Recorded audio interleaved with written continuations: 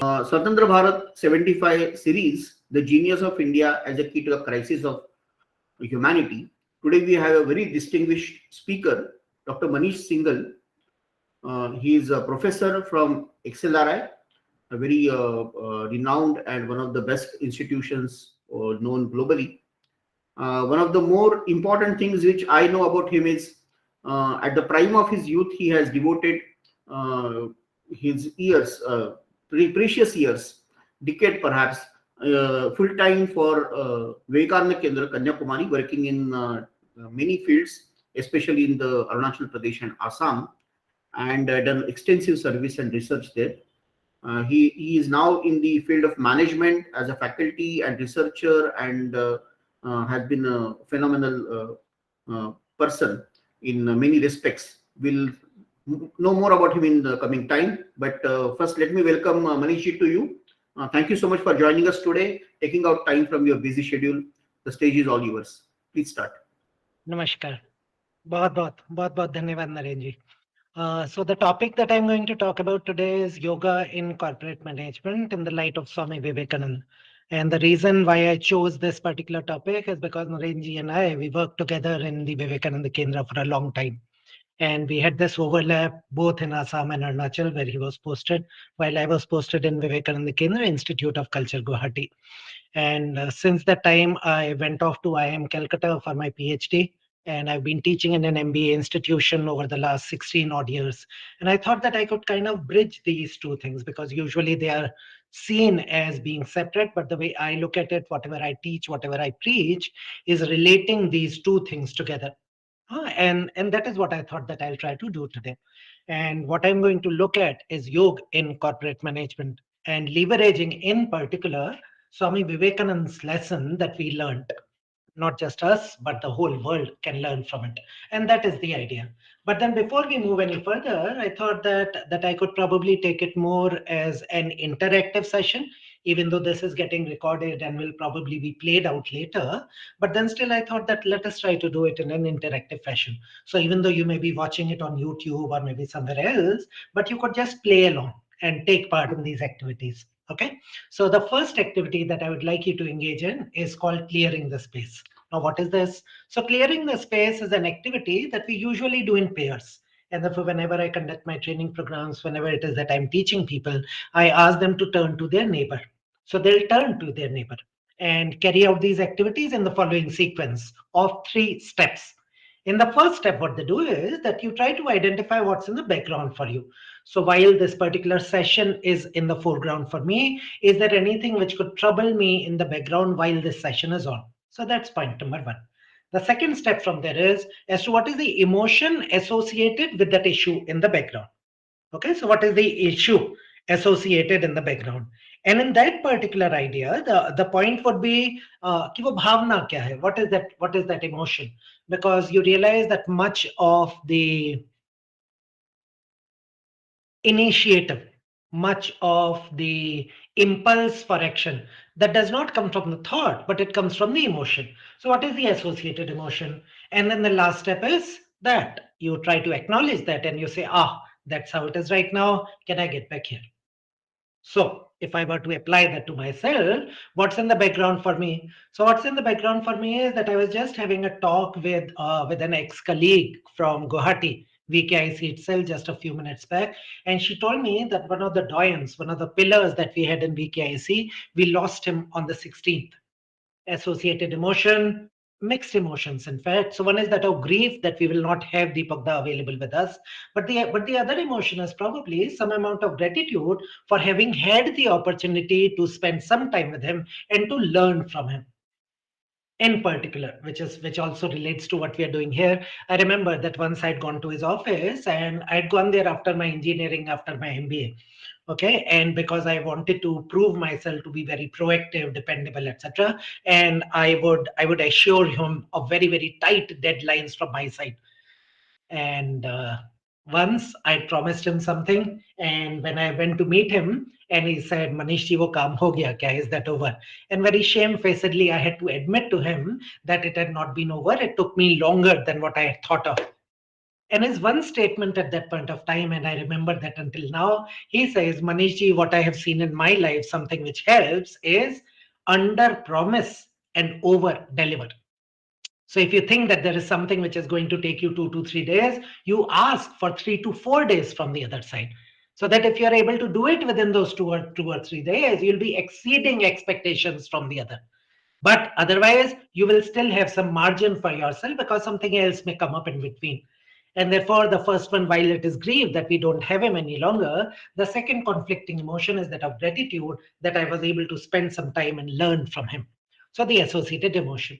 But just think about it. If I'm delivering this particular session and my thoughts continue to go back to, my emotions continue to go back to Deepak Da and the 5, 6 years that we had spent together, it will interfere with my ability to perform here, right? To be able to deliver something of value. And therefore, that's how it is right now. Can I get back to this session? So that's background number one for me. What else is in the background for me? What else is in the background for me is that Narendra ji had been after this session for many, many months now. And finally we have been able to make it work, and we are recording this particular session together. So the associated emotion, one is relief, and the second is some amount of satisfaction that yes, this is one contribution that we needed to make, and we are making that together. But once again, if I remain in that particular frame of mind, once again my thoughts will get distracted. I will not be able to deliver my best here, and therefore that's how it is right now. Can I get back here? I hope it makes sense. Okay. So could we clear at most 3 things each?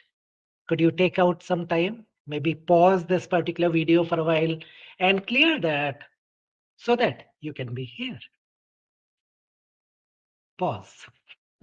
And when you're done, you can probably press the play button once again. Okay. So now the question to ask ourselves is, why should we clear the space? Why should we clear the space? क्यों करना चाहिए? और वो भी मतलब थोड़ा ज्यादा बार क्यों करना चाहिए? It is not only about this session.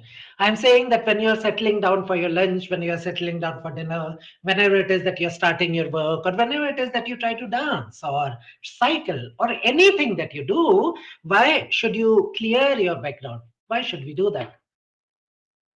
So the one thing that I want you to take away from this particular session, which is also related to yoga, which is related to Swami Vivekananda, as I'll prove to you in a moment, is because if we don't, take a look at this cartoon. Oh, what the hell is that? Oh, just my mind. Isn't that the usual state of our mind? That regardless of where it is that you are, whether it is at home, whether it is an office, whether it is in the kitchen, whether it is in the bathroom, your focus is not upon that particular activity. Instead, the mind is going all over the place, except for where you are. You may be sitting here in this particular session. It is possible that you have your mobile in the other hand and you're probably scrolling some feed over there. Or maybe you're trying to teach your kids something, or maybe you're trying to dictate something to someone, and this is something which is only going in the background. Whereas what you need to be doing, what I need to be doing if I'm getting this particular session recorded, is not only physically, but also mentally. Am I available to this session? Okay. And therefore, why should we clear the space? So the obvious answer to this particular question is to create focus and concentration, to be able to focus on whatever it is that we're doing and to be able to concentrate upon that which should have our attention at this point of time. Okay. And therefore, what is the one reason that we can't focus? I almost gave it away in my last dialogue. The one reason we can't focus is probably सबसे बड़ी बीमारी. Okay. So the biggest problem that we have today is that of our addiction to all of these devices. And there's a very useful cartoon which comes in handy for me during these times, because I keep talking about this, and you might have seen it already, right? Maybe not as much in the last 2 years, but increasingly as the lockdown is getting lifted and people are being asked to go about, roam about, etc., etc., you probably would be seeing it in the restaurants. You see in the restaurants. So there's a pair which is sitting there, and one person kind of takes out his or her mobile. And what about the other? So the other person who's also now feeling disregarded, neglected, etc., will pull out one's own mobile. If not, what the second person would do is probably this. Take a look. Do you mind if I strap your phone to my forehead so I can pretend you're looking at me when I talk? Because I already know that I do not have your attention. But if I keep it here, शायद आपका ध्यान मेरे को मिल सके. And therefore, what you see everyone doing, So this is from an article in Harvard Business Review, where you see this senior executive, उनका bag वहां साथ में लगा हुआ है, हाथ में ये फोन है और उसमें चिपके हुए हैं. साथ वाले जरा इस व्यक्ति को देखिए. So look at this workman on the other side. And what is the expression on his face? क्या बोलता है वो? दिखते ही तो पढ़े लिखे हो. Okay? You look fairly educated to be doing what you're doing right now. And therefore, now that I have your attention, I hope, I hope, if I can take you back to the last 2 years that we have spent, the last 2 years that we have spent since the advent of COVID-19 in March 2020. And we are soon approaching that. And in this unprecedented situation, what I want you to be looking at is take a look at your own emotional state. Probably not during the first wave, probably during the second wave, not so much as during the third wave, right? Because the second wave was probably very, very tragic for so many of us. Everyone, I think, at least all the people that I know, lost someone or the other, or were afflicted some way or the other with that particular situation. So, what was your emotional state at that point of time is what I'm asking you to look at. So, take out your pen and paper. Take out your pen and paper because we are going to engage in another activity. I hope you got something out of the previous one, which was about clearing the space. This is another that I want you to kind of learn from. So, if we look at the emotions that we have, if we look at the variety of emotions that we have, they could be divided. They could be categorized. They could be categorized on the basis of their pleasantness. कितना अच्छा लगने वाला है, right? मतलब मन को भाता है या नहीं भाता है. So your pleasantness could be low or pleasantness could be high of any which emotion that we are looking at. Next, it is not only about pleasantness, it is also about the amount of energy contained in that emotion. Remember, I was saying earlier that all the motion comes from emotion. Thoughts se nahi aata action. The motion comes from emotion, right? And therefore, you start looking at whether that particular emotion which you are feeling now or that you were feeling then, was it pleasant or not?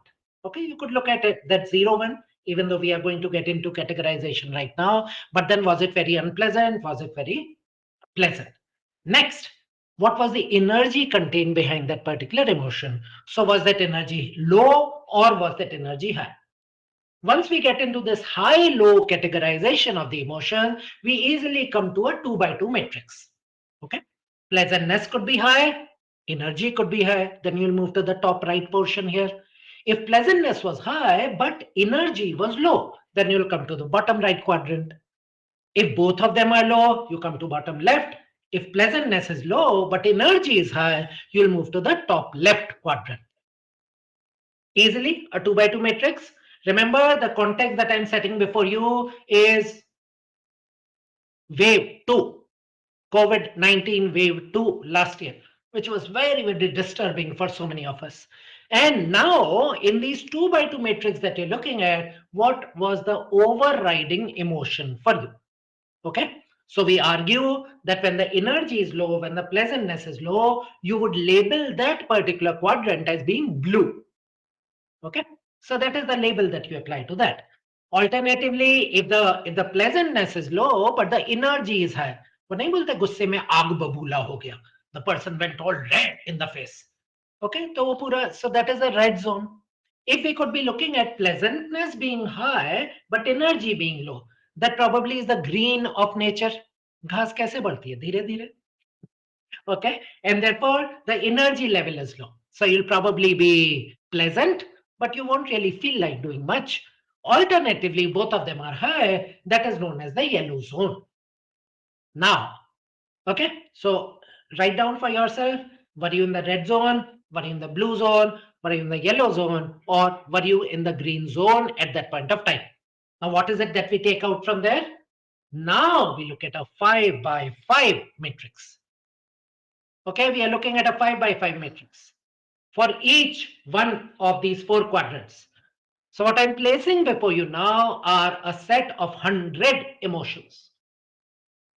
Could you identify which one was it for you?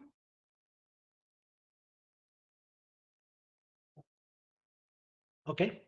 If you're like most people, you probably would have been more to the left rather than to the right. Provided how agitated you were, you probably will be on the higher end rather than the lower end of this scale in terms of the amount of energy that you had. You could have been frightened, you could have been angry, you could have panicked, you could have been enraged. Sarkar kya kar rahi hai? What is the government doing? What is the state government doing? Why are they not doing anything, etc.? Why did they not take steps or things of that sort? Right? You could be irritated, you could be nervous, you could be tense, you could be jittery, or if you happen to have lost someone or know quite someone quite close, you probably would be shocked by it.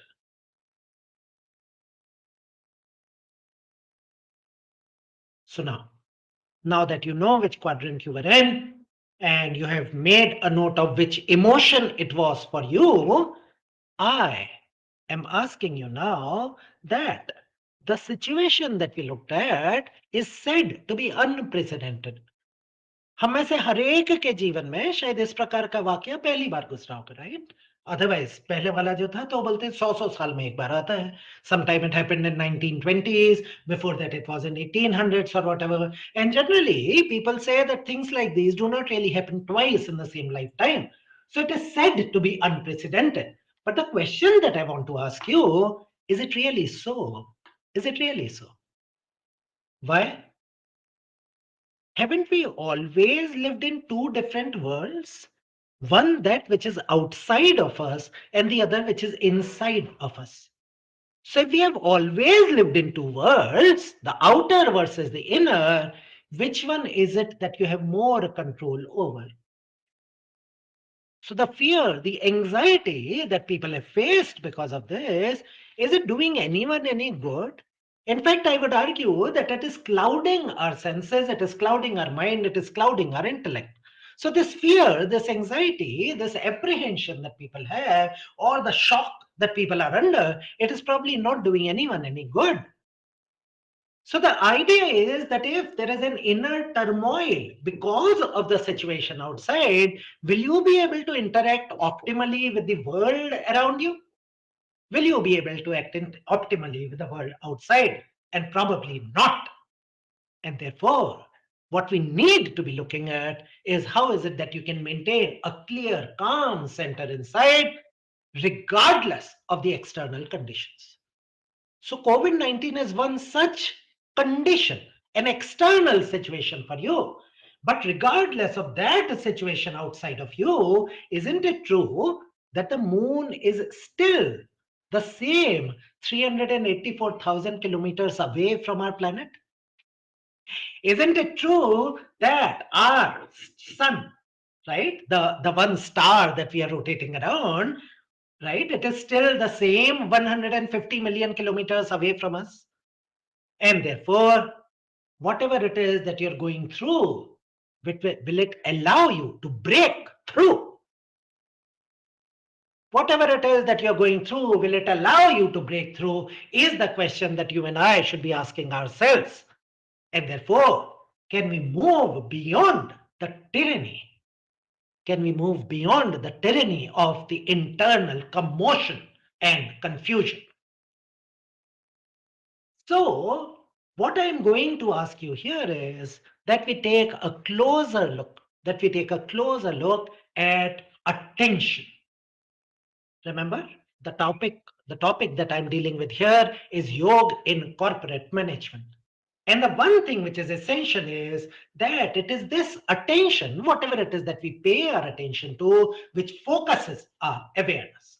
Whatever it is, the awareness that you have, where is it getting focused, will be determined by the attention that you bring to play. And it is like a flashlight in a dark room.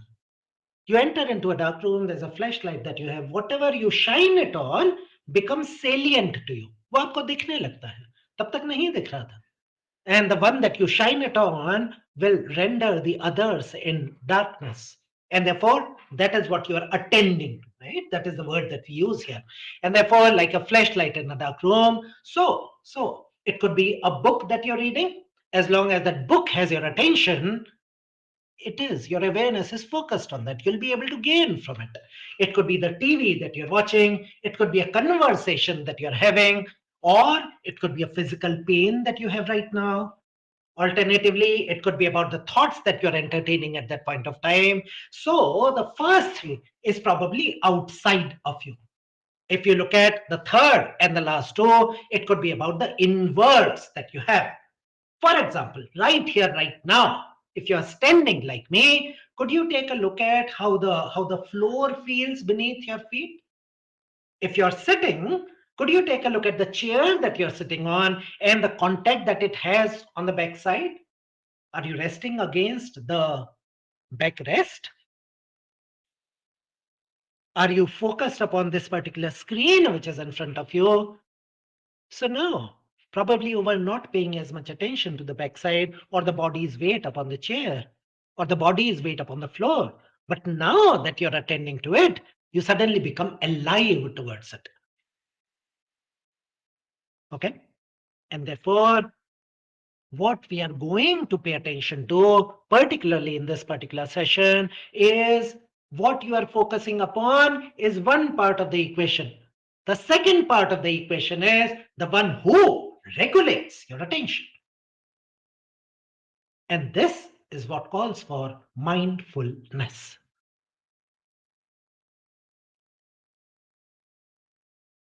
In corporate management, as in regular life, the focus is on the one who regulates attention, not what you are paying attention to. So, particularly, remember, in our corporate life, in the organizational terrain, you're always rushing on to the next moment, isn't it? There's a particular activity that you're engaged in. What is the outcome of it? Isse milega kya? Hasil kya hoga?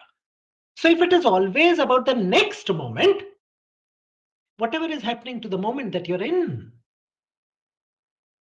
And therefore, the question that we ask ourselves is your mind full of stuff or are you mindful? I'm sure that the artist in Narendra ji kind of identifies with this particular image here. Okay. So is your mind full of stuff or are you being mindful about what is? And therefore, over the last 2 years, remember people earlier used to claim that I've become homesick. Ghar jaane ka man kar raha hai. Has it been your experience as well that probably people have become office sick? Office भी लोगों का जाने का मन कर रहा है भाई कितने समय तक वर्क फ्रॉम होम करोगे okay and therefore office sick and therefore I think one major idea that we need to extract from this particular session is could we cultivate work itself as a source of meaning तब आप कर्म जाल में ना फंसकर आप उसको कर्म योग बना सकते हैं क्या will you be able to convert the same activities that you were engaged in earlier into a sadhana of karma yoga? And therefore, if we could be looking at, if we could be looking at ourselves, if we could be looking at our own condition right now, whether it is at home, whether it is in the office, could we understand that we need to be cultivating gratitude for the help and the support network that we have? And probably from there, start appreciating family time. Have you been able to take out time to build bridges? Maybe if you have a teenager at home, maybe if you have an office help in the office, will you be able to build bridges? Or am I so stuck up in my own ego, in my own ahamkara, that I'm not really as much concerned about what is happening in the world outside? And therefore, the argument that I'm making is that we usually remain stuck. We usually remain stuck. Remember, it is not by the circumstances outside, but the stories that we tell and retell ourselves in a way that our situation is almost like this, in which we are stuck, what we think is a cage. Whereas it is possible for the same person who's there outside to move to the left or the right and be free. Sri Ramakrishna Paramahamsa used to give this particular parable of this someone who has cupped his eyes with his own hand and he cries that it is dark. And Albert Einstein Albert Einstein asked this one particular question, and he says that the one question that everyone needs to be asking oneself, whether sooner or later, is the universe a friendly place? Is the universe a friendly place?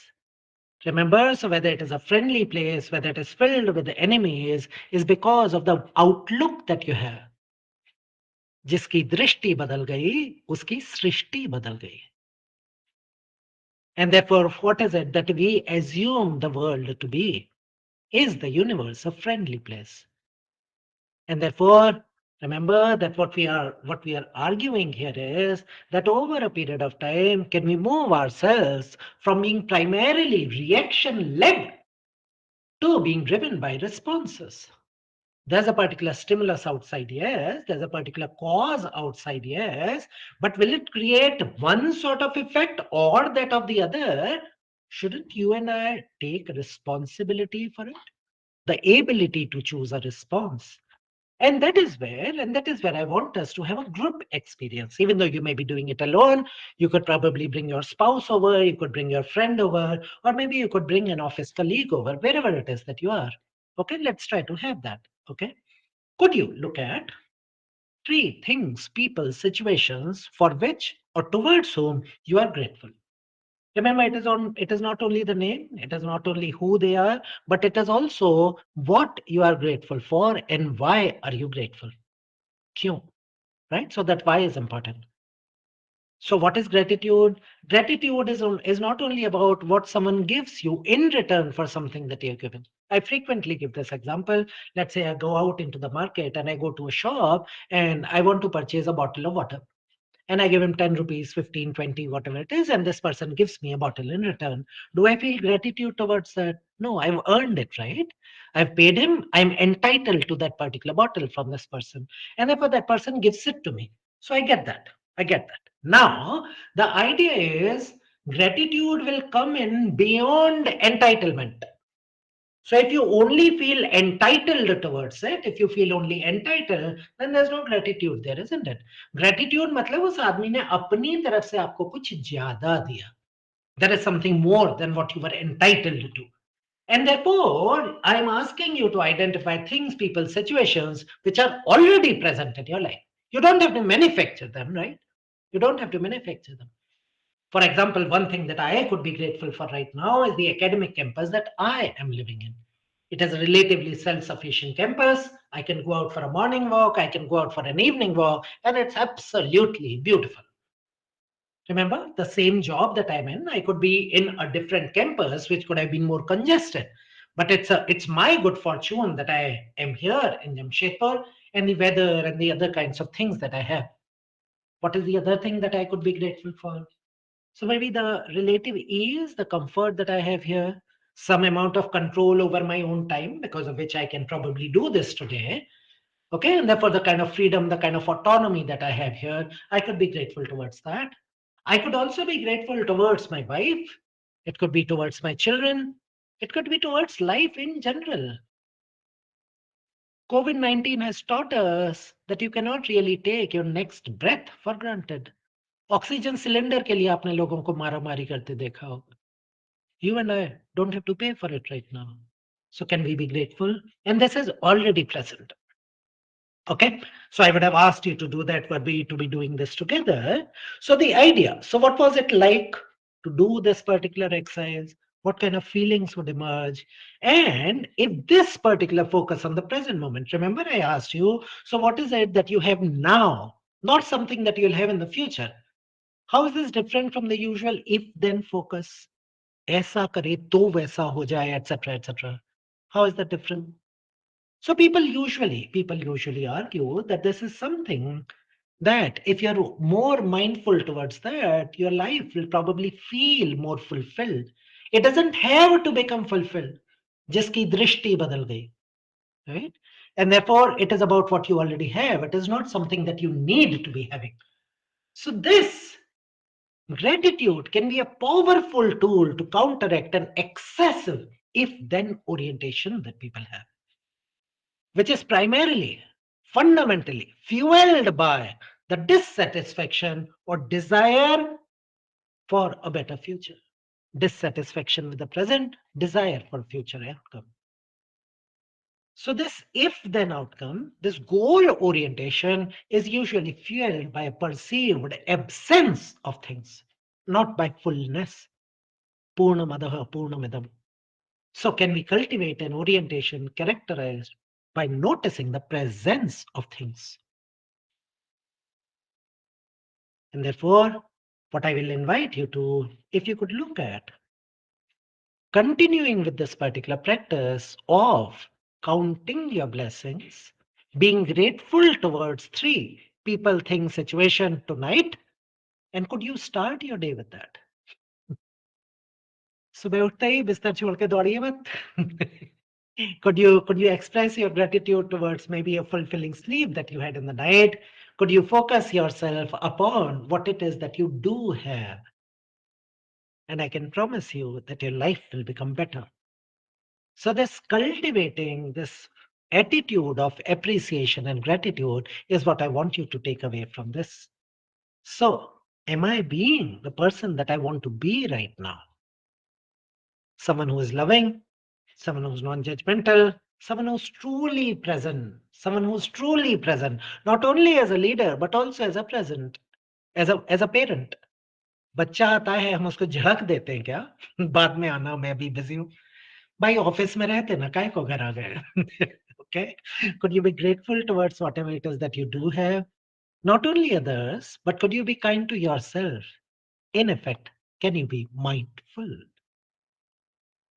not the mind being full of stuff, but you being mindful for what is. And remember, it is not about someone outside. It is not that my son should be more mindful. It is not my wife, my boss, my subordinate. ये तो ध्यान ही नहीं देता. No, it is not about them. It is about you. It is about you. So, when we look at yoga in corporate management, when we look at, and that is what I've been talking about until now, we look at yujyate anen iti yoga. Yujyate, that which joins the several is yoga. Okay, so what is it that we are joining? Yoga chitta vritti nirodha is another kind of expression of the same idea. So you're joining your body, your mind, the atma within. So what is it that you're looking at? So लोग कहते हैं कि आत्मा से परमात्मा का मिलन है, right? That is what people argue.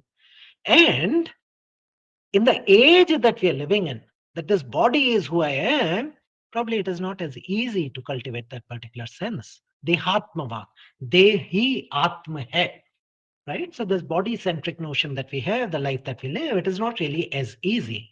And therefore, we'll try to look at this particular idea of how we can be looking at expansion of consciousness, identity, tadatma, tad atma. Okay, and therefore that is who I am. So that is the one that I would like to focus today's session on. So there's a proposition that we have. So I'll take a look at a leadership definition that is given in a textbook by Nordhaus. And what this person argues is that leadership is a process. It is not a person. It is not a position. Leadership is a process whereby an individual who happens to be called a leader later is able to influence a group of individuals towards a common goal.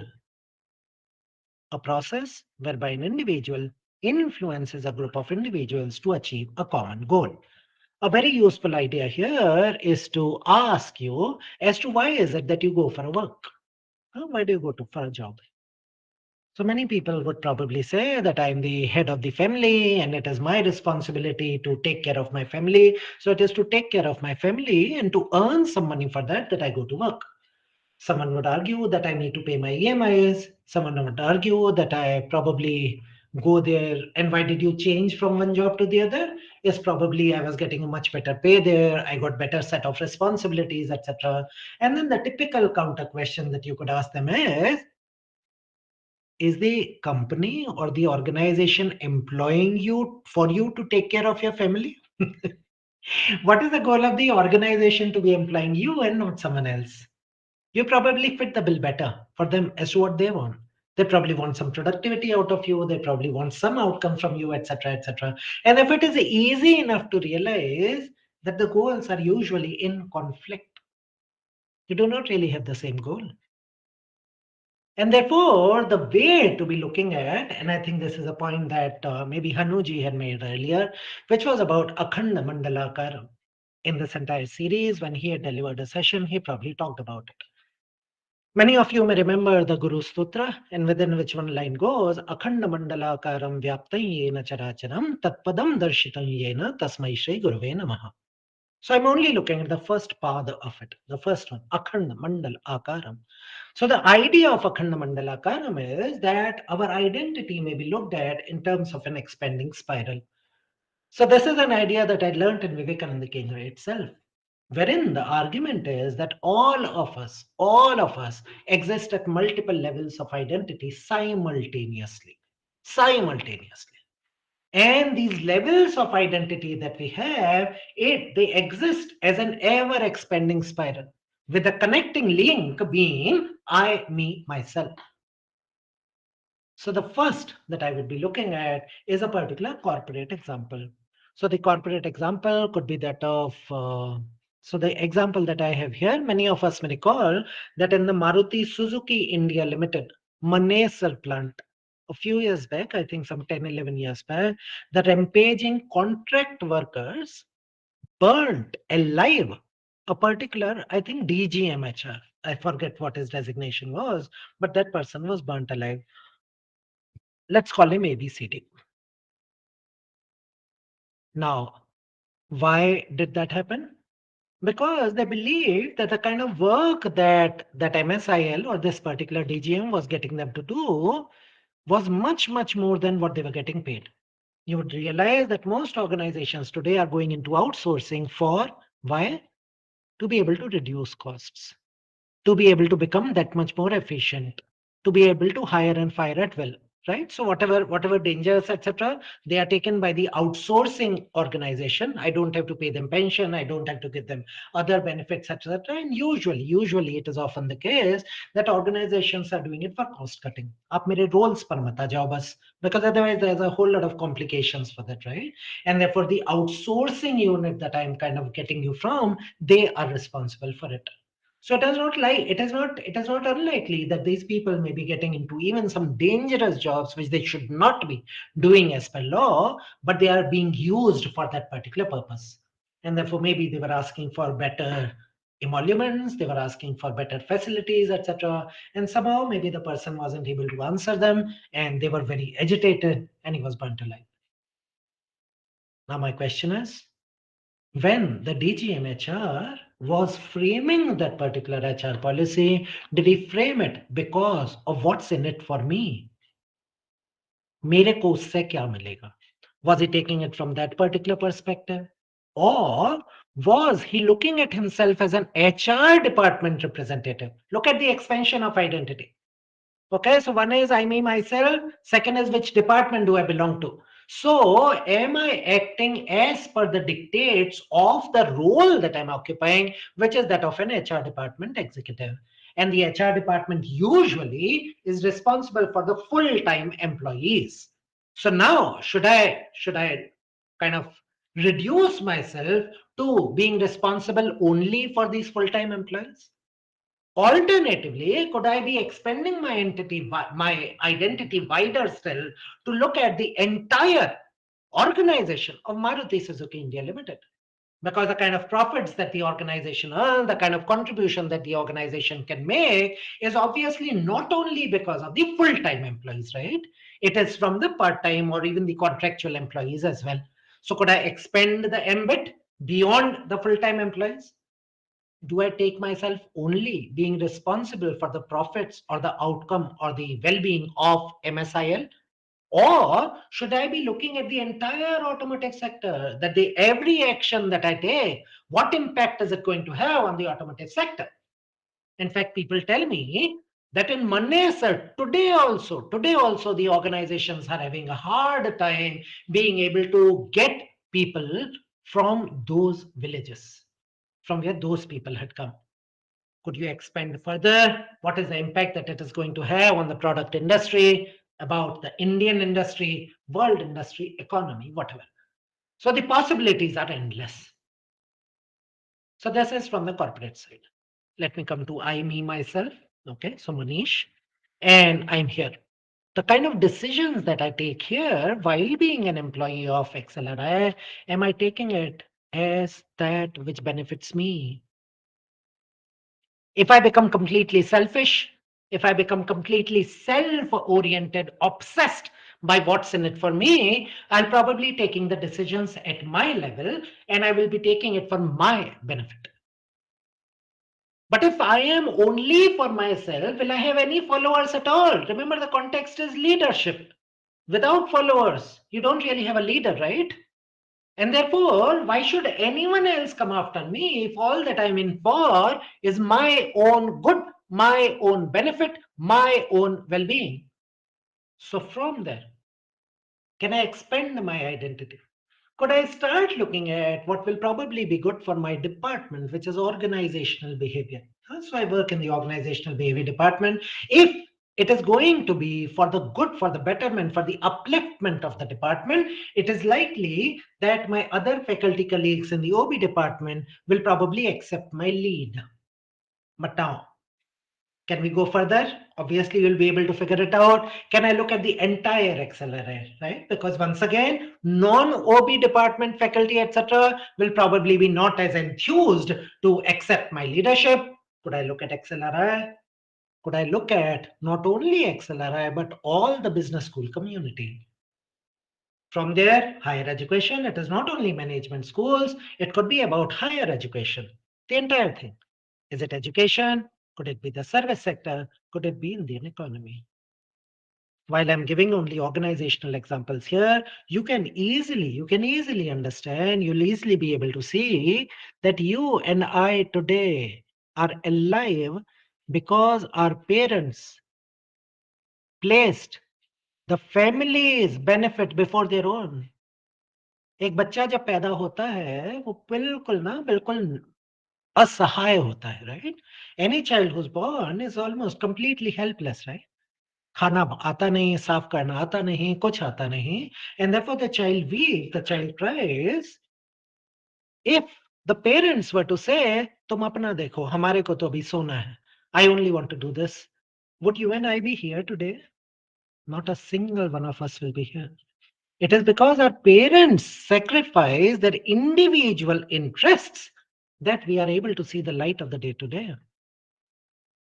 And therefore, the argument that I'm making is that at any given point of time, at which level are you taking the decision?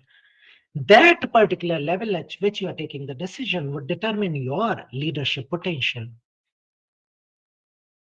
And I come back to the idea that Swami Vivekananda had given us, all that is selfish is immoral. All that is unselfish is moral.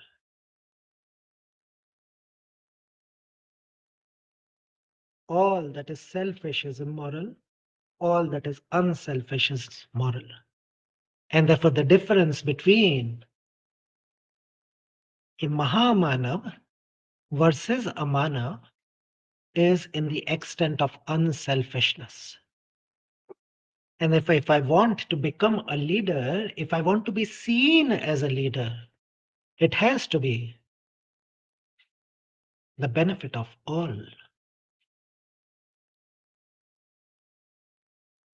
So when we are looking at yoga in corporate management, tadatmya bhav, right? What is it that we are identifying with? Am I identifying myself with the largest possible reality? इसी के लिए आपने ध्यान दिया होगा, एक चीज बड़ा बड़ा मतलब पॉपुलरली बोली जाती है. Quite a few people talk about it. It is Vasudhaiva Kutumbakam. So if this entire creation is my family, my larger family, the shared heritage that we have, would it then not become that much more important for us to contribute towards that as well? And then probably all of this CSR that people talk about, corporate social responsibility and all that, will not really be just a quick fix. It would be an expression of who you are. It is because you feel for them. It is because that is who you are, is what you'll probably be able to do. So, काफी लोग बोलते हैं मतलब ये होता ही कैसे? Look at Taj Hotel example. 26/11, when all of these terrorists they had stormed the city of Mumbai and they had attacked the Taj Hotel. There were so many Taj Hotel employees who came in the way between the terrorists and their guests. Remember, these are corporate employees and they gave up on their life. Soldiers, all the time, all the time. But it is not only those soldiers who are on the borders who are fighting that war. It is also about the enemy within, and also what is it that you and I are doing about it. So we shall find, Swami Vivekananda once again, we shall find that the philosophy of duty, whether it be in the form of ethics or of love, is the same as in every other yoga. The object being the attenuating of the lower self so that the higher self may shine forth. The lessening of, the frittering away of energies on the lower plane of existence so that the soul may manifest itself on the higher ones. The attenuating of the lower self. स्वार्थ परक जीवन जो है उसके ऊपर थोड़ा कम ध्यान देकर उदात्त जीवन.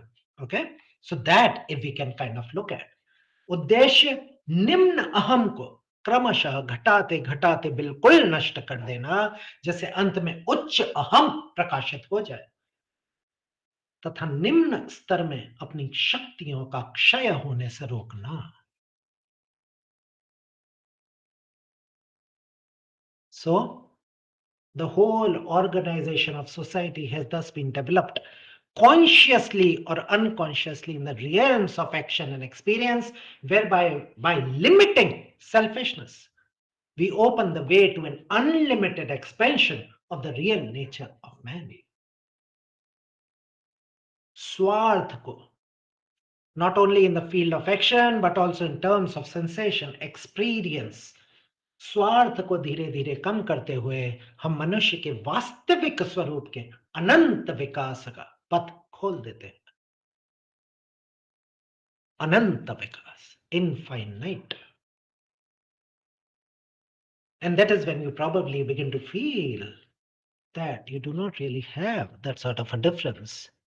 So when we are looking at yujyate anen iti yoga, when we are looking at the tadatmya vritti that we have inside of us, whatever it is that you're identifying yourself with, and therefore, are you identifying yourself? Are you identifying yourself with only this, or will it go beyond that? And what I'll try to look at, so let me I'll probably look at what we will do here. So cancel. And I will try to move towards the end is with this particular idea as to what is it that you and I can do about it on a day-to-day basis. And I will try to close this with a small video that I found on YouTube and which I use in all of these sessions. So which is called neuroplasticity. Neuroplasticity. And remember, this particular term may be new to us, but the concept isn't. The concept isn't. Okay, so let's try to see. Okay.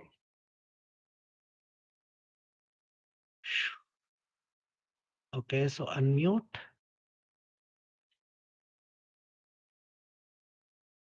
Okay, this is quite strange. Okay. Not so long ago, many scientists believed that the brain did not change after childhood, that it was hardwired and fixed by the time we became adults. Recent advances in only the last decade now tell us that this is simply not true. The brain can and does change throughout our lives. It is adaptable, like plastic. Hence, neuroscientists call this neuroplasticity. Does neuroplasticity work? If you think of your brain as a dynamic, connected power grid, there are billions of pathways or roads lighting up every time you think, feel, or do something. Some of these roads are well traveled. These are our habits, our established ways of thinking, feeling, and doing. Every time we think in a certain way, practice a particular task, or feel a specific emotion, we strengthen this road. You probably will realize that this is what we call sanskara. आप जैसा सोचते हैं, आप जैसा करते हैं, आपके अंदर आप जैसे भाव का विकास करते हैं, all of that becomes the संस्कार, है ना। इसीलिए कई बार आप देखते होंगे परिवारों के अंदर आप जाएं तो मतलब बड़े बड़े क्या बोलते हैं, इसको संस्कार अच्छे नहीं मिले। ओके, किसी कोई भी बच्चे से अगर आपको वो वाला व्यवहार नहीं मिल रहा जो आपको चाहिए, तो पता नहीं किसकी संगत में पड़ गया है। And therefore, who is the person sitting with, who is this person spending more time with? क्योंकि आपको संस्कार वैसे के वैसे मिलते जा रहे हैं, right? That is the primary idea here. So let's take it. Look, It becomes easier for our brains to travel this pathway. Think about something differently.